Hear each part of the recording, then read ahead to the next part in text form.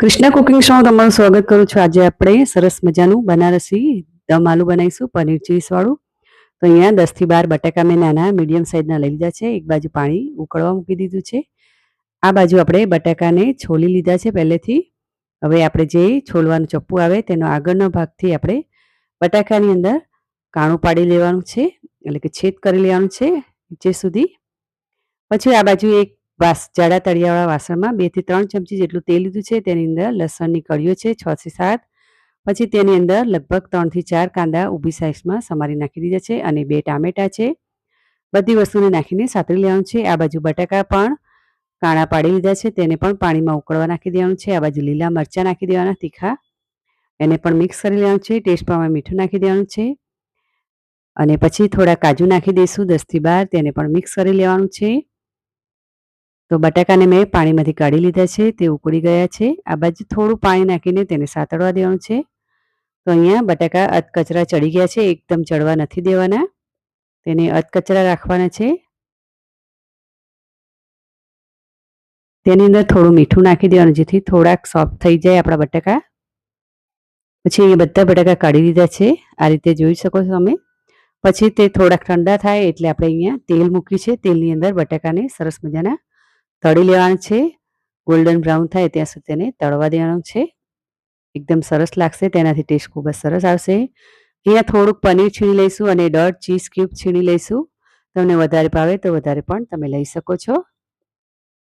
અહીંયા ટેસ્ટ પ્રમાણે મીઠું નાખીશું. આપણે અહીંયા સ્ટફિંગ બનાવીશું. થોડું લીલું લસણ, લીલા ધાણા, થોડું લાલ મરચું, અડધી ચમચી જેટલું, 1/4 જેટલી હળદર, અડધી ચમચી જેટલો શેકેલા જીરા પાવડર અને 1 ચમચી જેટલું કસૂરી મેથી, તેને મસળીને હાથમાં મસળીને નાખવાનું છે.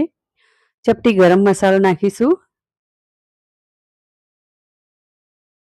1 ચમચી જેટલો ધાણા પાવડર. બધી વસ્તુને સારી રીતે મિક્સ કરી લઈશું. તમારે આમાં એક્સ્ટ્રા કોઈ મસાલા કરવા હોય તો કરી શકો છો, પણ આપણે અહીંયા આટલા જ મસાલા કરીશું.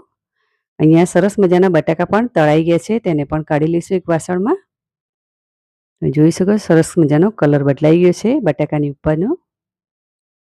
આ બાજુ કાંદા ટામેટા જે આપણે સાતળ્યા હતા તે પણ ઠંડુ થઈ ગયું છે, તેને પાણી નાખીને ક્રશ કરી લઈશું. આ બાજુ બટાકા થોડાક ઠંડા થઈ ગયા છે, તેની અંદર આપણે ચીઝ પનીરનું સ્ટફિંગ ભરી લઈશું. અંદર એકદમ દબાવીને ભરી લઈશું જેથી બહાર ના નીકળે. તો આ રીતે આપણે બધા બટાકા ભરી લેવાના અને આ રીતે તમે એને પાછા ફરીથી નોનસ્ટિક પેન પર શેકીને ખાવા હોય તો ખાઈ શકો છો. તેને ચાટની રીતે પણ ખાઈ શકાય છે. જો તમે તેનો વિડીયો જોવા માંગતા હોય તો હું જરૂરથી તે વિડીયો શેર કરીશ. પછી અહીંયા એ જ વાસણમાં આપણે એક મોટો ચમચો તેલ લઈશું.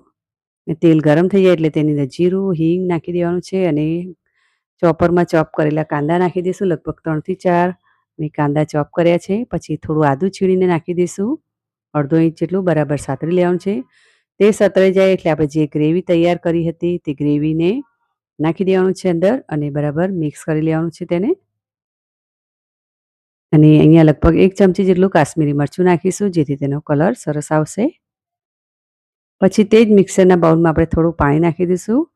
1/4 જેટલી હળદર અને 1 ચમચી જેટલું ધાણા પાવડર નાખીને સરસ મજાનું મિક્સ કરી લેવાનું છે. તો અહીંયા થોડું પાણી, અડધો ગ્લાસ જેટલું ગરમ પાણી નાખીને તેને મિક્સ કરી દઈશું. આપણે ગ્રેવીમાં પાણી થોડું આગળ પડતું જોઈશે. અને જે આપણું સ્ટફિંગ વધ્યું હતું ચીઝ પનીરનું તે પણ નાખી દઈશું. જો તમારે ન નાખવું હોય તો સ્કીપ પણ કરી શકો છો. પછી તેને થોડું હજુ પાણી બીજું નાખીશું. આપણે બટાકા અંદર નાખવાના છે આખા, એટલા માટે. પછી થોડું પાણી ખદખદવા લાગે એટલે આપણે તેની અંદર જે તળેલા બટાકા હતા તે પણ નાખી દઈશું. તો ખૂબ જ ટેસ્ટી એવું બન્યું હતું. જો તમને મારો આ વિડીયો ગમે તો લાઇક, શેર અને સબસ્ક્રાઈબ કરજો, બેલ આઇકન દબાવજો અને કમેન્ટ કરજો.